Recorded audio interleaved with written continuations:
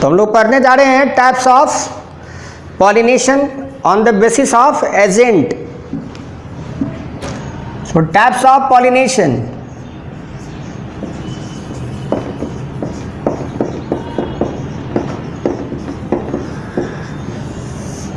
on the basis of agent or pollinator.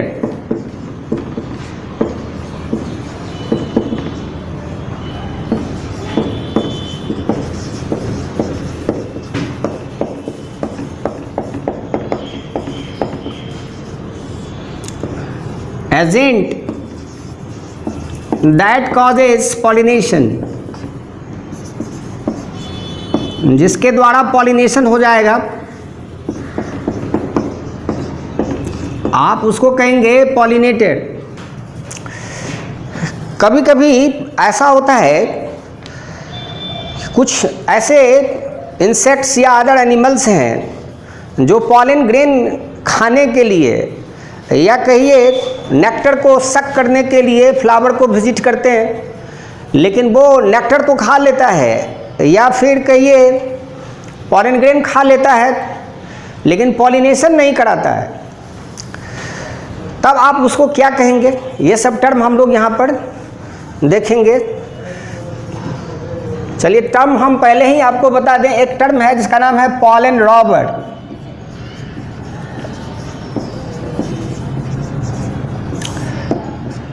Agent that it और सक या it कहिए पॉलन एंड सक नेक्टर, इट पॉलन एंड सक नेक्टर विदाउट पॉलिनेशन, बिना पॉलिनेशन कराए हुए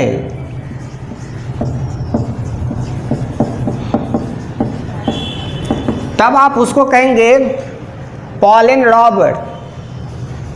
तो ये टर्म एक इम्पॉर्टेंट हो गया कि पॉलिनेटर और पॉलन रॉबर दोनों में थोड़ा फर्क है। पॉलिनेटर जो होगा वो नेक्टर या पॉलन ग्रेन खाए और साथ में पॉलिनेशन करा दे। तो इस रिलेशन को इंसेक्ट के केस में या एनिमल के केस में आप कहेंगे quid pro quo, give and take relationship. चलिए हम लोग पढ़ते हैं इसमें पॉलिनेटर। पहले पॉलिनेटर को ही हम लोग दो पार्ट में डिवाइड कर रहे हैं। एक में है विंड या एयर। विंड से होगा पॉलिनेशन तो कहेंगे एनिमोफिली।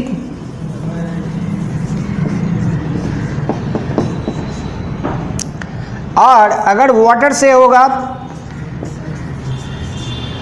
तो आप इसको कहेंगे हाइड्रोफिली।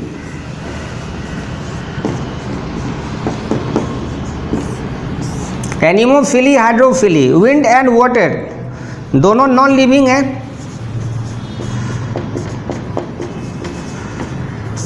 यानी आप कह सकते हैं इनएनिमेट है।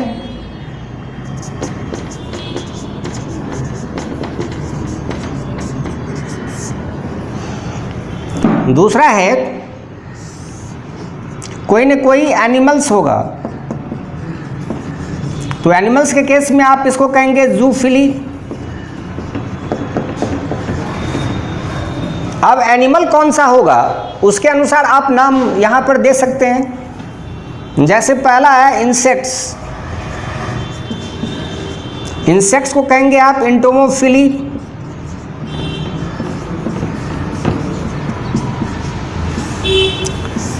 इंसेक्ट्स में भी स्पेशली हनी बी अगर हो, worker bee, worker honey bee, या फिर हो बटरफ्लाई,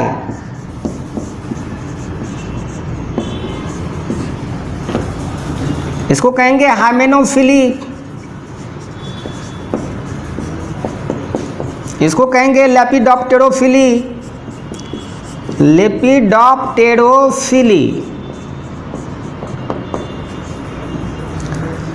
दुनिया में सबसे अच्छा pollinator, best pollinator worker honey bee है, जिससे फार्मर को सबसे ज़्यादा बेनिफिट मिलता है। इंसेक्ट के अलावे बैट हो सकता है, तो आप इसको कहेंगे चिरेप्टेरोफिली।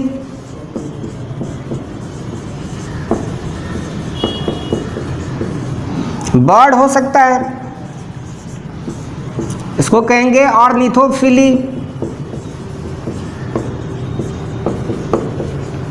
स्नेल हो सकता है या स्लग हो सकता है, तब आप इसको कहेंगे मैलेकोफिली।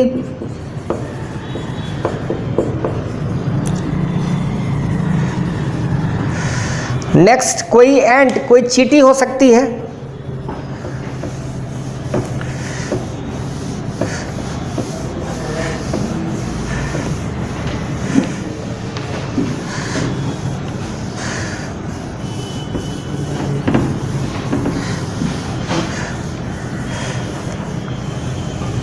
अगर एजेंट कोई एंट हो जाए या टर्माइट हो जाए, दीमक हो जाए, मर्मैकोफिली।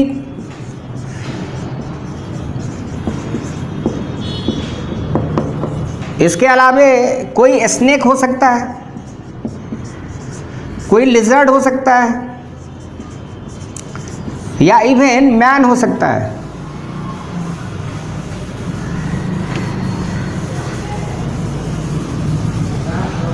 ह्यूमन बीइंग हो सकता है।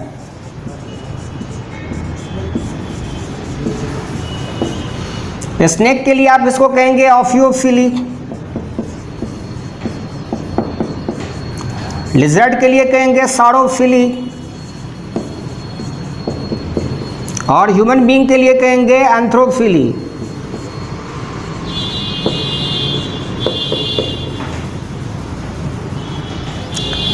अब बारी बारी से इसका डिस्क्रिप्शन लेना होगा।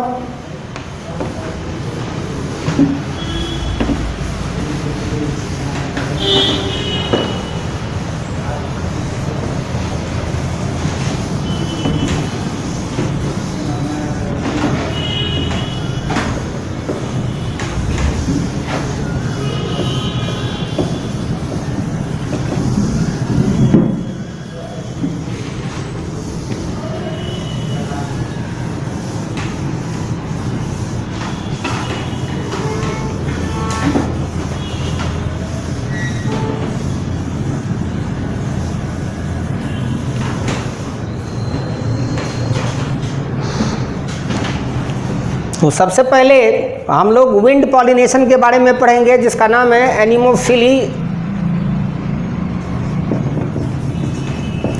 विंड पॉलिनेशन, जिसको कहेंगे आप एनीमोफिली।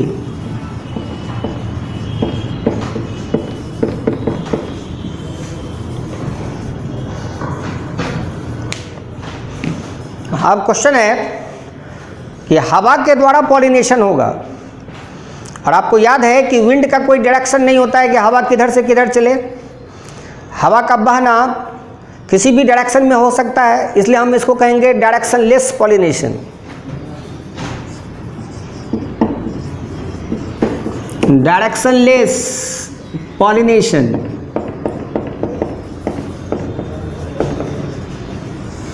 और अगर डायरेक्शन लेस है तो पॉलन ग्रेन उड़ने के बाद स्टिग्मा तक पहुंचेगा कि नहीं, इसकी कोई गारंटी नहीं है, लेकिन हवा के झोंकों में ये काफ़ी दूर तक जा सकता है पॉलन ग्रेन अगर हल्का हुआ तो, इसलिए इसको कहेंगे long distance pollination. Long distance pollination कहेंगे, जिसमें होगा वेस्टेज।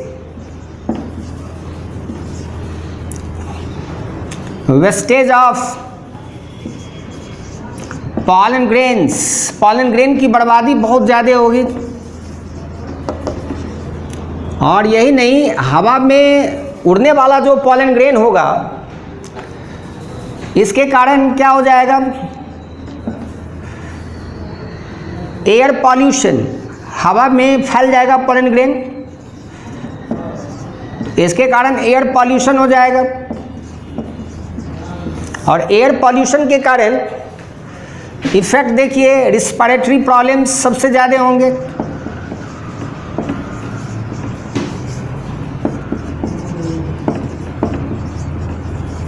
और डिजीजेस, रिस्पिरेटरी प्रॉब्लम्स में क्या होगा, तो आंसर है इसके कारण अस्थमा हो सकता है, ब्रोंकाइटिस हो सकता है, एलर्जी हो सकता है, हे फीवर हो सकता है। अब है कि किसका पॉलन ग्रेन ऐसा करेगा, यानी कहाँ होगा ये wind pollination. So wind pollination occurs in, सबसे पहला है ऑल जिम्नोस्पर्म्स, दुनिया के जितने भी जिम्नोस्पर्म्स हैं वहाँ सिर्फ विंड के द्वारा पॉलिनेशन होता है। इसके अलावा अगर हम एंजियोस्पर्म की बात करें तो एंजियोस्पर्म्स में जितने भी ग्रासेज हैं, घास,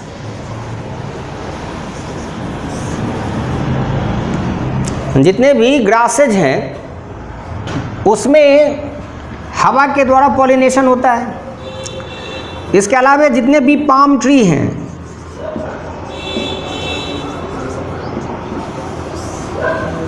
अब पाम ट्री में जितना भी कोकोनट है, पाम ट्री, कोकोनट,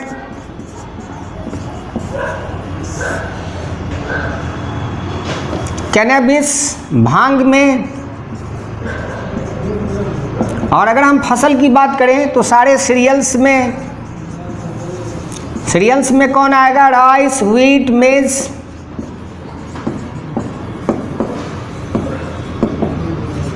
मिलेट्स में ज्वार, बाजरा,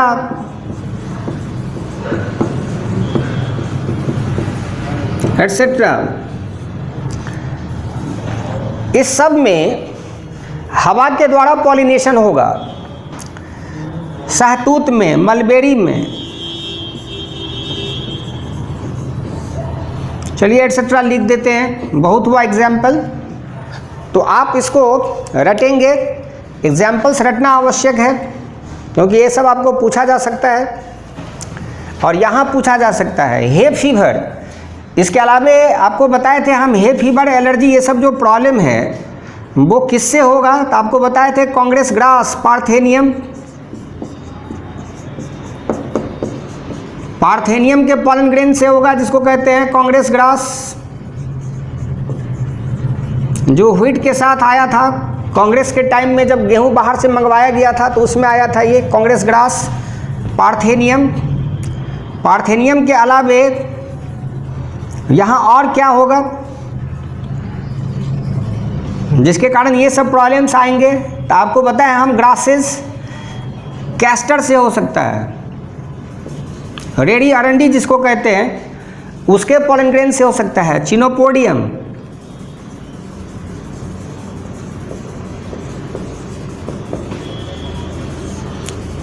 एटसेट्रा। सबसे इंपॉर्टेंट है इसमें से कौन, पार्थेनियम। और आपको बताए थे पॉलन ग्रेन पॉइजनस भी होते हैं, जिसमें हम सर्देनिया का नाम लिए थे कि जो हनी को क्या करता है, पॉइजनस बना देता है।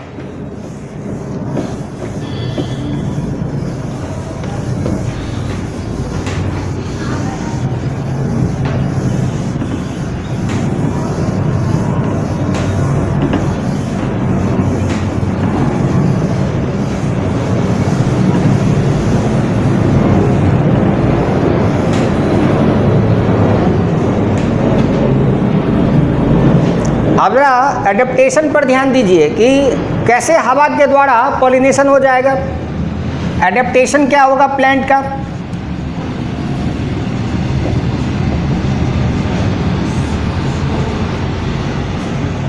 सबसे पहला है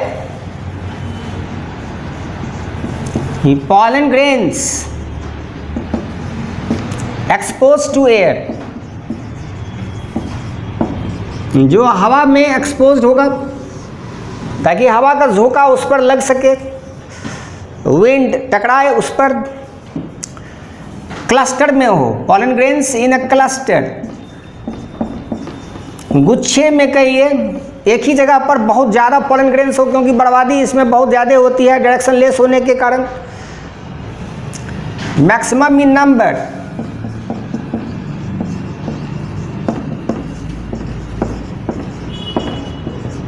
विंग्ड पॉलन ग्रेन अगर हो जाए तो और आसानी से होगा, विंग्ड पॉलन ग्रेन।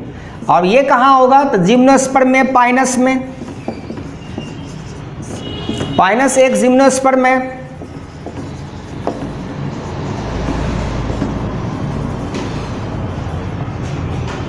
पाइनस के केस में क्या होगा?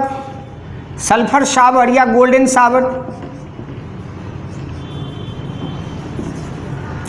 सल्फर शावर या गोल्डन शावर।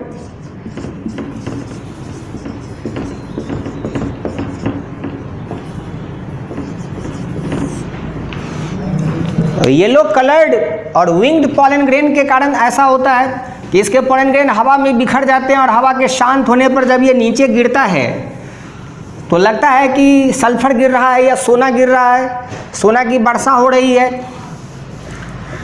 इसलिए ये क्वेश्चन बार बार आता है कि सल्फर शावर या गोल्डन शावर किस फॉरेस्ट में मिलेगा? तो आंसर है पाइन फॉरेस्ट, जिसको हम लोग कोनिफेरस फॉरेस्ट कहते हैं, उसमें देखने को मिलता है। अब है कि पॉलन ग्रेन ड्राई होना चाहिए, डस्टी होना चाहिए, लाइट एकदम हल्का होना चाहिए, नॉन स्टिकी होना चाहिए, कहीं चिपके नहीं। तो पॉलन ग्रेन्स हवा में आसानी से क्या हो जाएंगे? उड़ जाएंगे। अब रही बात एक्सपोज टू एयर और क्लस्टर का, तो एनसीईआरटी के बुक में आप देखिएगा कि पॉलन ग्रेन्स जो फ्लावर है वो ऐसे ऐसे, इसको ऐसे बनाया जाए,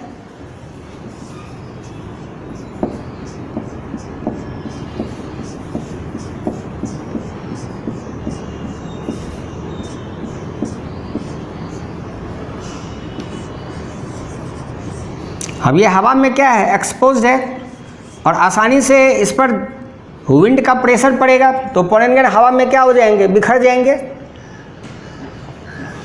तो ऐसा हो सकता है।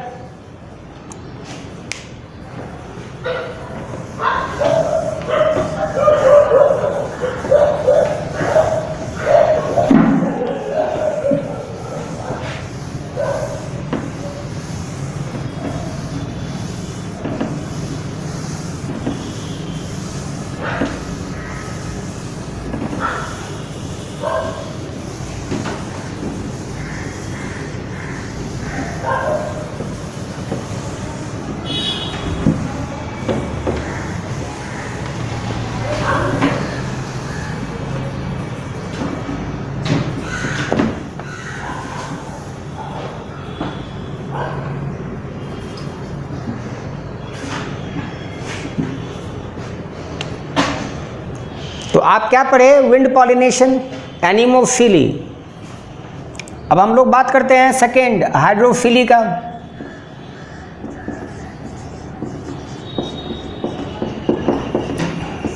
Pollination by water.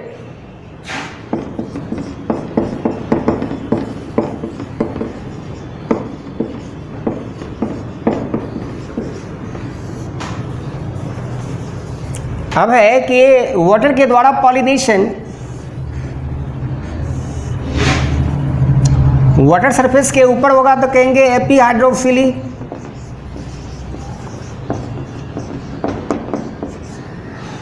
और वाटर सरफेस के अंदर अगर हुआ तो कहेंगे हाइपोहाइड्रोफिली, हाइपोहाइड्रोफिली।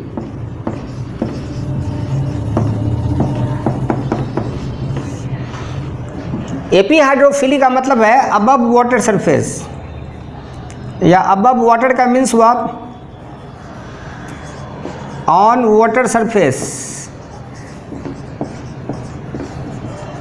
और अबव वाटर सरफेस,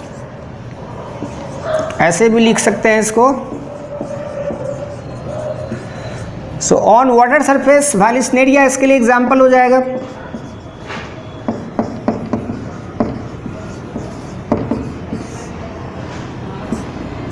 और अबव वाटर सरफेस में वाटर हाइसिंथ,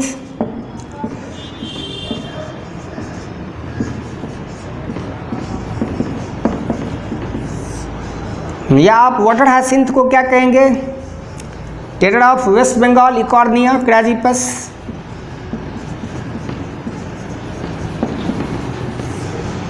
या फिर पिस्टिया हो सकता है, एटसेट्रा। हाइपोहाइड्रोफिली का मतलब है अंडर वाटर सरफेस। हार्डिलम, पोटामोजेटॉन,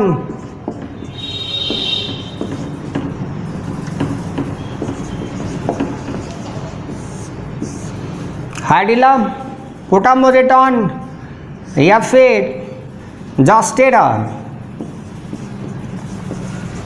जॉस्टेरा को सी ग्रास कहा जाता है। और ये भी बताया गया था कि जॉस्टेरा में पॉलन ग्रेन विदाउट एक्साइन होता है।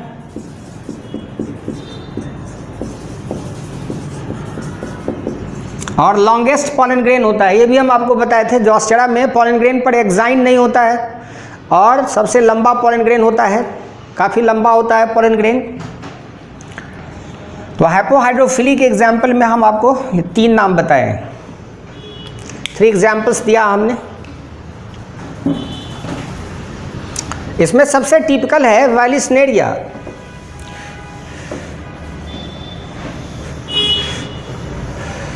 पहले तो बता दें कि जो हाइपोहाइड्रोफिली होगा, हाइड्रोफाइट्स में स्पेशली, यहाँ एग्जाम्पल में अगर हम एक साथ लिख लें हाइड्रोफाइट्स, तो हम ऐसे कह सकते हैं कि हाइड्रोफाइट्स में जो पॉलन ग्रेन है वो पानी में रहेगा तो वो बर्बाद हो सकता है। इसलिए एक प्रोटेक्टिंग लेयर म्यूकस का बन जाता है या मिसलेज का बन जाता है। आपका ये मिसलेजनस कवरिंग होता है।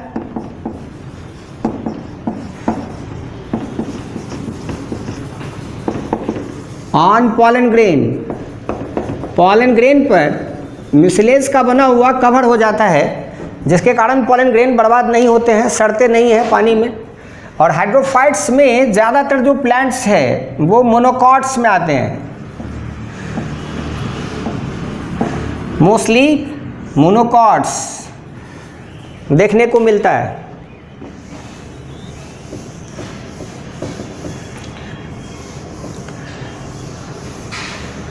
डिस्क्रिप्शन हम लोग वैलिस्नेरिया का लेंगे।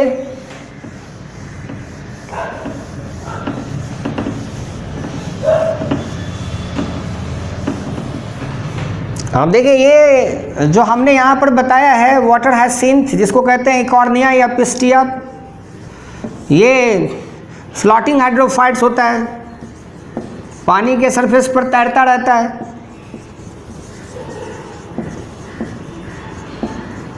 और इसके जो फ्लावर होते हैं वो हवा में होते हैं, फ्लावर इन एयर। और फ्लावर अगर कलर्ड हुआ, वायलेट कलर का जनरली या वाइट होता है, फ्लावर क्या हो जाए, कलर्ड या हो जाए वाइट। तो अगर कलर्ड हुआ तो पॉलिनेटेड बाय इंसेक्ट्स।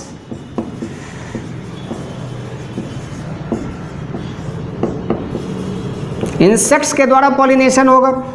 और अगर वाइट हुआ तो पॉलिनेटेड बाय विंड होगा, हवा के द्वारा पॉलिनेशन होगा। यहाँ पर हम लोग डिटेल्स पढ़ेंगे वैलिस्नेरिया के बारे में कि वैलिस्नेरिया में कैसे होगा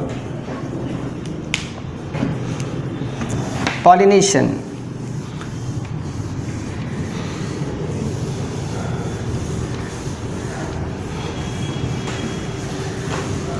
तो वैलिस्नेरिया में देखिए रिबन शेप्ड इसका लीफ होता है, रिबन वीड के नाम से इसको जानते हैं। रिबन आप जानते होंगे, बाल में लगाने वाला रिबन।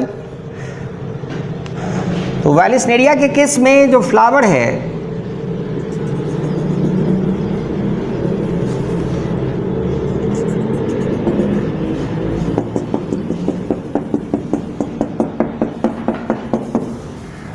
देखिए इसमें मेल फ्लावर जो है वो डिटैच्ड हो चुका है, और डिटैच्ड होने के बाद ये मेल फ्लावर है, ये आ गया वाटर के सरफेस पर और यहाँ अपना पॉलन ग्रेन डस्ट कर दिया। Pollen grains on water surface, आप यहाँ देख रहे हैं वाटर सरफेस पर पॉलन ग्रेन्स है, और जो फीमेल है उसका जो फ्लावर है, फीमेल फ्लावर, और यह है मेल फ्लावर। देख रहे हैं आप, मेल फ्लावर में कंडेंस पॉलन ग्रेन होता है।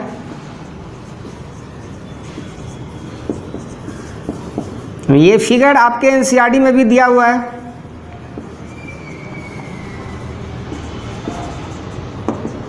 और फीमेल फ्लावर में ट्रैफिड स्टिग्मा होता है। इस मेल फ्लावर में आप देखिएगा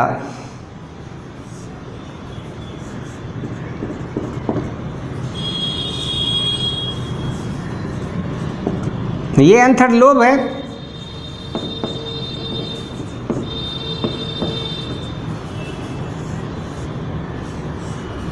इसके दो पेटल्स आपस में मुड़ करके बोट बना लेता है, बोट। यहाँ जो बोट शेप्ड स्ट्रक्चर है वो मॉडिफाइड पेटल है।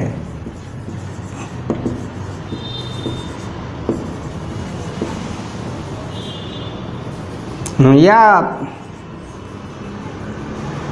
फ्लावर का पार्ट्स बोल सकते हैं। और ये कंडेंस है एंथर लोब जो अपना पॉलन ग्रेन डस्ट कर दिया।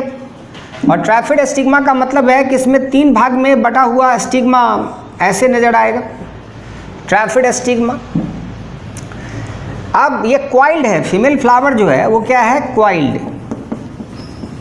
अब इसको पॉलन ग्रेन यहाँ रिसीव करना होगा तो इसको अनक्वाइल्ड होना पड़ेगा, तभी ये यहाँ के बहते हुए पॉलन ग्रेन को रिसीव कर पाएगी। तो फीमेल क्या होगी, अनक्वाइल्ड, और अनक्वाइल्ड होकर के ये यहाँ जाएगी। अब देखिए फीमेल अनक्वाइल्ड होकर के इस पॉलन ग्रेन को रिसीव कर रही है। तो ये अनक्वाइल्ड हम आपको फीमेल दिखला रहे हैं।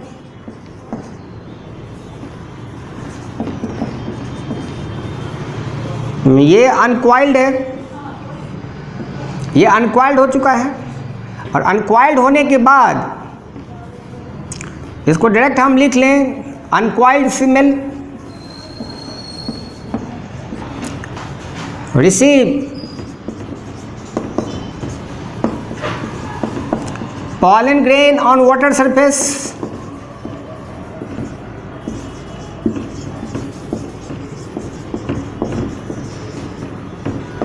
क्योंकि जो ट्रैफिड स्टिग्मा है ये स्टिकी होता है। स्टिकी का मतलब होता है, स्टिकी मीन्स जो चिपचिपा होगा, जो अपने ऊपर किसी चीज़ को चिपका लेगा। तो जो बह रहा है पॉलन ग्रेन वाटर के सरफेस पर, वो आकर के इस ट्रैफिड स्टिग्मा पर अपने आप क्या होता जाएगा, चिपकता जाएगा। और जब ये पॉलन ग्रेन को रिसीव कर लेगी फीमेल, तो फिर से एक बार क्या हो जाएगी, रिक्वाइल्ड। सो रिक्वाइल्ड अगेन, फिर से दोबारा अपने ओरिजिनल कंडीशन में आ जाएगी। Recoiled again after receiving pollen grains. Pollen grains को रिसीव करने के बाद फिर से वापस ओरिजिनल कंडीशन में आ जाती है। तो एक पिक्यूलियर, क्योंकि देखिए वैलिस्नेरिया के बारे में हम लोग पढ़ रहे हैं। वैलिस्नेरिया में आप देख रहे हैं सारा जो प्लांट्स है मेल फीमेल वो सब कहाँ है, पानी में। तो वैलिस्नेरिया क्या है, सबमर्ज्ड हाइड्रोफाइट्स।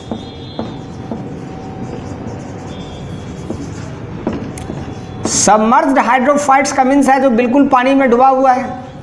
तो रूल के अनुसार जो प्लांट पानी में डूबा हुआ है उसमें तो होना चाहिए हाइपोहाइड्रोफिली, लेकिन हो रहा है क्या, एपीहाइड्रोफिली। वाटर के सरफेस पर पॉलन ग्रेन फीमेल के द्वारा रिसीव किया जा रहा है, इसलिए हम इसको कहेंगे एपीहाइड्रोफिली। इसलिए पिक्यूलियर कंडीशन के कारण ही एग्ज़ाम में ये क्वेश्चन आता है, मेडिकल्स के एग्ज़ाम में, मेडिकल एग्ज़ाम में ये इम्पॉर्टेंट होगा।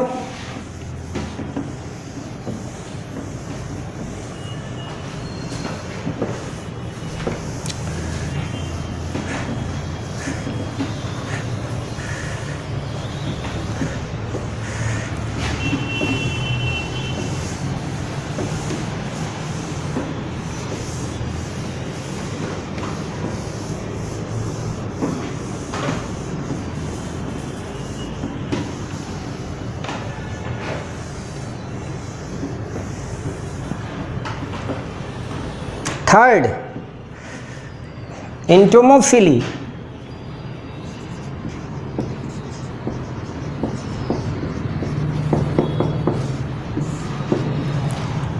pollination by insects.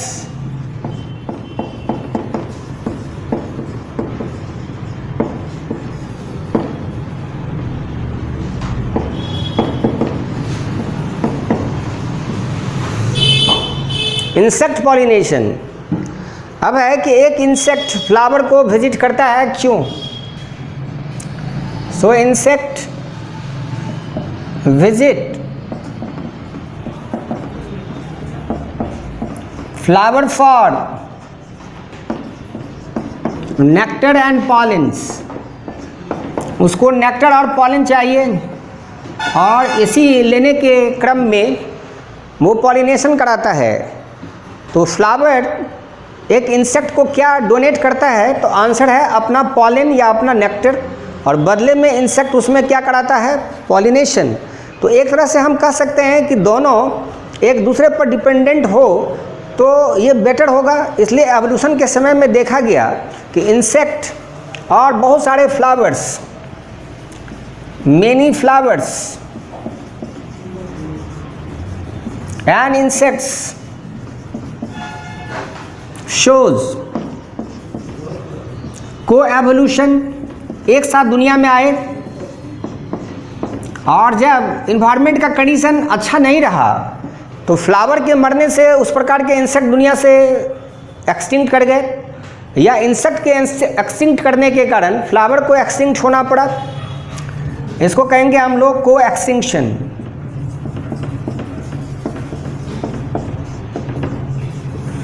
और ऐसे रिलेशनशिप को आप कहेंगे म्यूचुअलिज्म, जिसमें इंसेक्ट और फ्लावर एक दूसरे पर निर्भर थे। तो रिलेशनशिप को आप क्या कहेंगे? Relationship call mutualism. अब हम कुछ एग्जाम्पल आपको म्यूचुअलिज्म का देंगे, जिसमें इंसेक्ट और फ्लावर एक दूसरे पर क्या है? डिपेंडेंट है। बोथ flowers and insects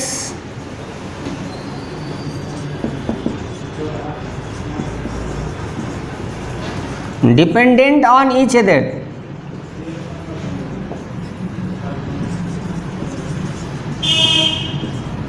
ये दोनों एक दूसरे पर निर्भर होते हैं।